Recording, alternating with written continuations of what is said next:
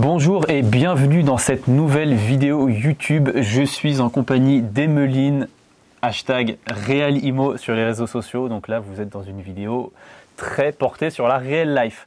Aujourd'hui, on avait envie de vous parler des villes rentables en immobilier et de vous donner 5 conseils pour trouver votre ville pépite pour investir. Tout à fait. Et le premier conseil, ça va être la taille de la ville. La taille de la ville, très important. Quelle taille tu vises toi en général? Quelle taille tu vises? Comment tu vois un petit peu les choses pour sélectionner cette ville en fonction de la taille? Alors, je dirais que on va avoir plusieurs typologies de biens et ça va dépendre aussi de la typologie de biens. Personnellement, j'ai pas investi dans des toutes petites villes puisque je suis sur une agglomération où on est sur à peu près 130 000 habitants et après j'ai aussi des investissements en Île-de-France. Okay. Donc on est sur je dirais une aire qui est assez large. On est sur quand même des belles villes, 130 000 habitants et sur des belles villes. Ouais. Tout à fait. Après, je dirais que je suis pas fermée à investir dans des villes plus petites, ça va dépendre du produit, ça va dépendre de la stratégie. Est-ce qu'on est sur la location courte durée, sur l'immeuble de rapport? Ouais. Je pense que dans tous les cas, il faut tester. Tant qu'on teste, c'est l'offre et la demande. C'est le maître mot. Il y a des villes où on est sur du 4000 habitants et en fait, ça m'est déjà arrivé, vous appelez la mairie et la mairie dit on est en galère de logement, il n'y a pas d'offre et pourtant on a beaucoup de demandes. Il y a beaucoup de demandes. Et là, tu te dis bon bah ok, je vais avoir un prix au mètre carré qui va être plutôt faible. J'ai un peu de travaux de réno parce que la plupart du temps dans ce genre de ville aussi, il y a aussi de la matière là-dessus. Il y a de la matière à faire. Et en plus, j'ai de la matière pour louer puisque si vous baissez au maximum votre prix au mètre carré, par contre, en termes de loyer, ça ne va pas atteindre un plancher. Donc, vous avez quand même un plancher, je dirais, côté loyer, alors que vous pouvez baisser le prix au mètre carré. Et c'est là où, en réalité, vous allez créer aussi votre rentabilité. De la rentabilité, hein, très clairement. Hein. Ouais, je suis d'accord. Toi, t'es sur quoi comme, Eh ben, écoute, moi, je ne suis pas du tout sur les mêmes ordres de grandeur en termes de taille de ville. Moi, mes villes fétiches, c'est les 30 000 habitants. Okay. Allez, je vais agrandir entre 10 000 et 50 000 habitants. Ouais. J'aime bien ces villes, donc des villes vraiment de taille moyenne, hein, très clairement. Après, j'ai envie de dire, votre ville, ça dépend aussi du mode d'exploitation. Et nous, on a deux modes d'exploitation différents. On a deux modes d'exploitation différents. Moi, pour ma part, je fais beaucoup de location courte durée. Et alors là, je sais que je vais casser des mythes un peu de l'immobilier. On ne peut faire de la location de courte durée toute l'année que dans les grandes villes. C'est faux. J'en fais dans des villes de 20 25 000 habitants.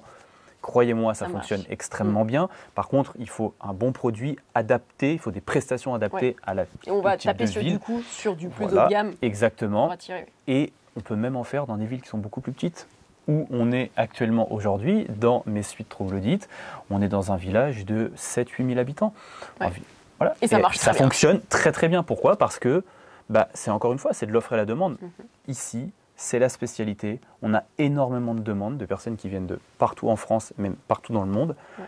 Vous avez le produit, vous mettez ça en face des personnes qui le veulent, ils ne vont pas s'occuper de la taille du village. Maintenant, vous faites une colocation étudiante ici, je ne vous garantis pas le résultat. Donc c'est toujours pareil, tout est une question aussi de stratégie. Donc la taille de la ville, il y a un minimum. Moi, j'irais pas personnellement en dessous de 5 000 habitants, où les coûts sont vraiment trop faibles, parce que l'exploitation, c'est une chose, mais derrière, il faut aussi pouvoir revendre, etc. La liquidité. Hein. C'est la liquidité. Déjà que l'immobilier, ce n'est pas le produit financier le plus liquide du monde, on ne va pas se mentir. Il faut quand même y penser. Voilà. C'est ça. Plus vous touchez des villes les plus grandes, de toute façon, plus ça sera liquide, puisque on repart sur l'offre et la demande. Et en l'occurrence, donc, il est sur de la location saisonnière, donc il peut aussi avoir des produits atypiques qui vont marcher sur des villes un peu plus faibles. Ouais. Moi, comme je fais beaucoup aussi de colocation, eh bien, si je fais de la colocation dans des petits villages, on va avoir un problème. Il va y avoir un souci de remplissage. Là, je vais avoir un souci de vacances. Donc, voilà, c'est aussi viser la stratégie. N'oubliez pas votre profil investisseur, la stratégie. Ouais. Et là, vous allez pouvoir avoir un panel de villes adapté. Oui, exactement. Et c'est pour ça, dernière chose quand même, j'entends beaucoup de personnes qui me disent « moi, près de chez moi, il n'y a pas de ville ». Non, en fonction de votre profil, vous n'avez pas besoin de faire 5 heures de route pour aller chercher une ville. Il y a forcément une ville qui peut vous correspondre. Ça ne sert à rien de vouloir copier celle du voisin. Ça va dépendre de vous, de ce que vous êtes prêt à faire. Si vous êtes prêt à faire un petit peu de route, quel mode d'exploitation vous allez faire, etc. Il n'y a peut-être pas de ville, mais il y a peut-être une stratégie. Voilà, c'est ça. Il y a peut-être aussi une stratégie à changer en fonction d'où vous vivez. Si vous vivez sur la Côte d'Azur ou en plein Paris, forcément, ça ne va pas être la même chose que quelqu'un qui vit en pleine province, où c'est beaucoup plus facile. À vous d'adapter votre stratégie. Mais en général, on trouve toujours chaussures à son pied sans devoir partir. Voilà, faut gratter un petit peu. Deuxième point pour un petit peu choisir sa ville un peu pépite, le taux de chômage. Là encore, je le mets quand même entre parenthèses, ce point. Ça va dépendre encore une fois de votre stratégie, de votre mode d'exploitation. Si vous faites de la location classique, longue durée, etc., pour y loger des familles, des futurs travailleurs, etc., le taux de chômage va avoir un impact quand même important. Donc ça va quand même être une data à prendre en compte. Tout à fait. Si on est sur de la longue durée, vous avez des villes avec des gros taux de chômage. Gros taux de chômage, on va avoir une clientèle un peu plus à risque, où il va falloir faire très attention au dossier locataire, car qui dit taux de chômage dit la plupart du temps on va être sur RSA, CAF. Alors il y a des bons profils, mais il y a aussi beaucoup de mauvais profils malheureusement. C'est le risque. Et c'est vrai que moi quand on me dit j'ai pas besoin d'aller travailler parce que je touche la CAF ou le RSA. Ça. Les allocations ça me fait familiales, un peu mal au cœur. etc. Et le problème, c'est que si dans leur vie, ces personnes-là, s'il arrive une cacahuète un jour, la première personne qu'ils arrêteront de payer, c'est vous.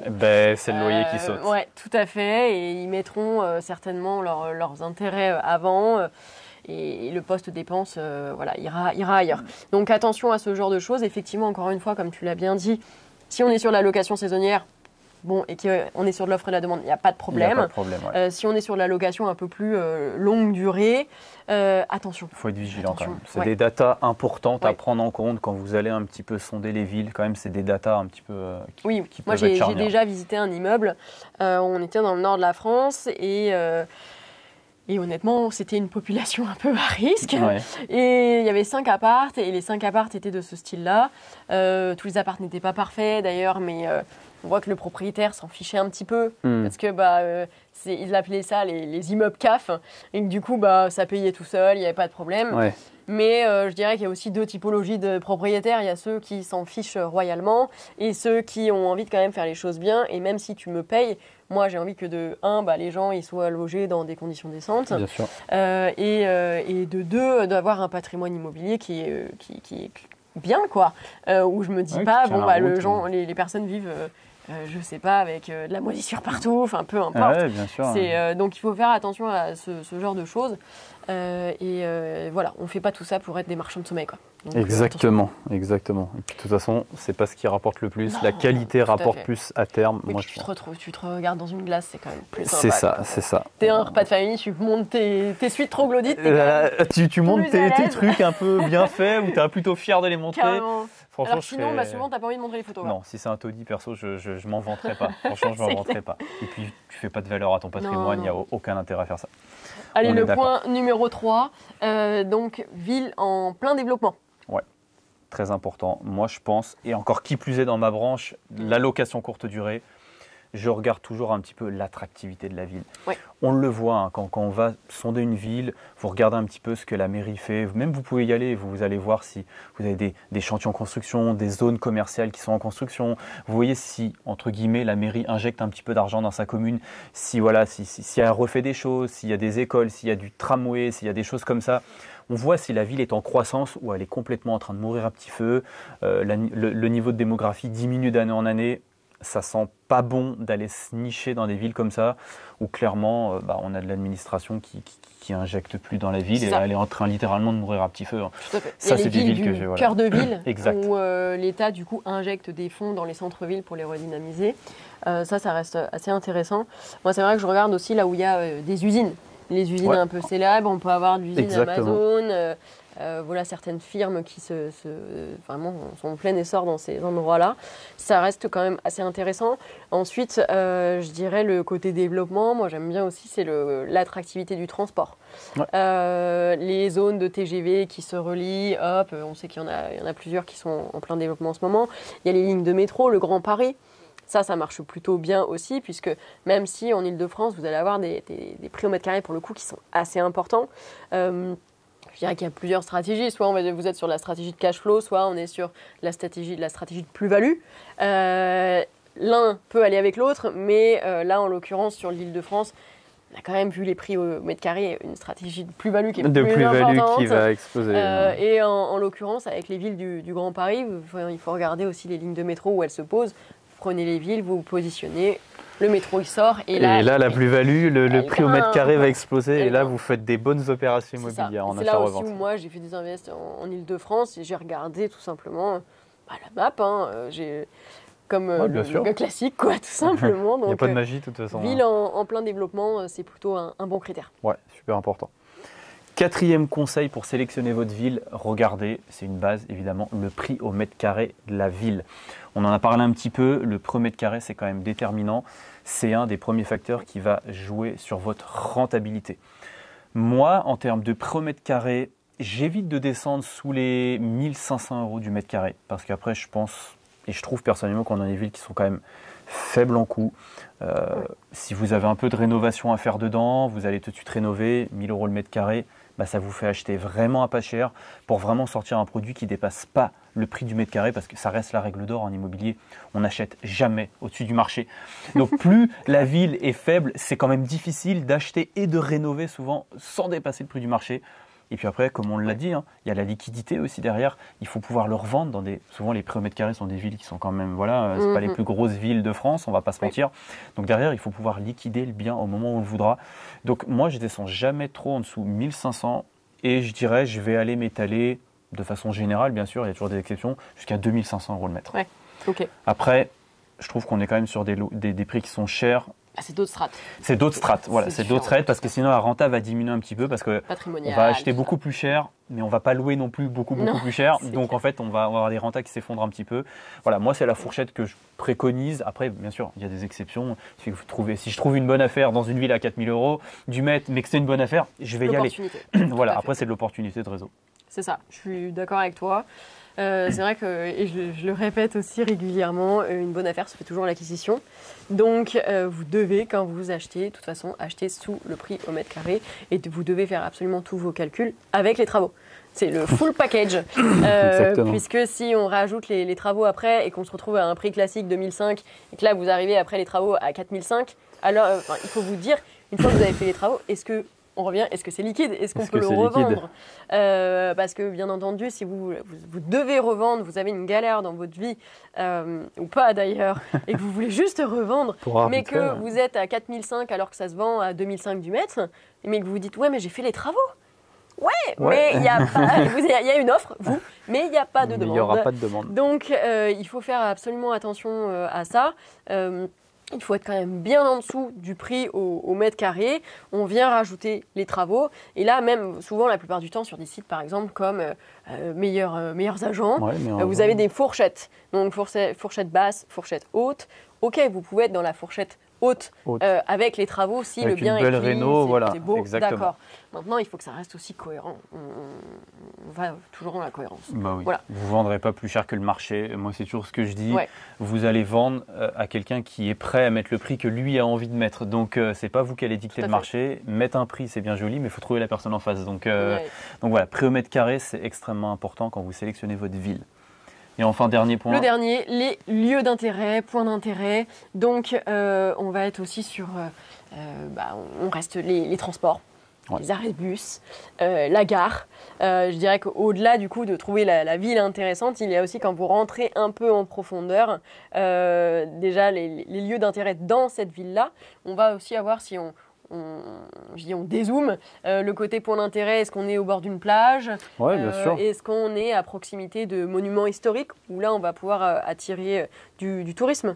Est-ce qu'on est à côté de villes, lieux de cave à vin par exemple? Exactement. Où là on va avoir de la clientèle aussi même étrangère qui vient parce que le vin français est donc renommé à travers le monde. Oui, je te le confirme, ça fonctionne très très bien. Ouais. Donc il y a plein de strates différentes. Moi je sais que j'ai déjà eu aussi des personnes qui... faisaient avec des points d'intérêt à côté d'usines hydrauliques. Oui, exactement. Et donc, il y a des gens qui viennent à la semaine. Alors, on est sur une stratégie un peu plus dite commerciale, puisque là, on est vraiment sur de la loc à la semaine. Maintenant, voilà, les lieux d'intérêt, c'est important de les avoir en tête et ça va aussi définir votre stratégie. Et ensuite, là, sur la stratégie, on va avoir les opportunités que vous allez saisir ou non. Oui, bien sûr. De toute façon, c'est toute une question de stratégie. Pour revenir un peu aux lieux qu'utilisaient les centrales, etc. Moi, en courte durée, c'est typiquement des choses qui sont extrêmement importantes. Si vous voulez faire de la courte durée, bien sûr que vous allez la faire, pas forcément en fonction de la du nombre d'habitants dans la ville, mais comme ici, par exemple dans cette troglodyte, qui est un lieu d'intérêt absolument énorme. C'est une ville connue pour ça, les gens viennent pour ça, et là vous allez pouvoir louer. J'ai d'autres exemples aussi qui fonctionnent très très bien, et comme tu l'as dit tout à l'heure, c'est un peu le même cas, c'est les centrales nucléaires. Ouais. Il y a beaucoup, et vous le verrez si vous allez regarder un petit peu sur Airbnb, etc., énormément de locations courte durée autour des centrales nucléaires, parce que ce sont des entreprises qui brassent énormément de monde. Il y a un flux de personnes qui est absolument énorme, et vous êtes sûr d'être complet tout le temps. Et pourtant, souvent, c'est dans des villages ultra paumés, mais ça fonctionne très très bien. Donc, le lieu d'intérêt. Et ils brassent beaucoup de cash, ça brasse beaucoup de monde. En plus, c'est des grosses boîtes qui viennent dedans, c'est des gros prestataires. Ils sont pas à 50 € près la nuit. Donc voilà, le lieu d'intérêt, j'ai envie de dire, ça va vraiment dépendre de votre strate. Voilà. Si vous voulez faire de la coloc, peut-être que vous, le pôle universitaire va être plus important que la centrale nucléaire. Mais si vous faites de la LCD, c'est peut-être autre chose. Donc, à vous de déterminer votre exploitation, votre stratégie d'investissement. Et ensuite, vous adapter avec les 5 conseils qu'on vient de vous donner. Super. Et écoute, je crois qu'on a fait le tour. On a fait le tour. Bon, on compte sur vous pour nous mettre un petit like. On se retrouve dans une autre vidéo. Vous aurez toutes les informations en commentaire. Ciao, ciao.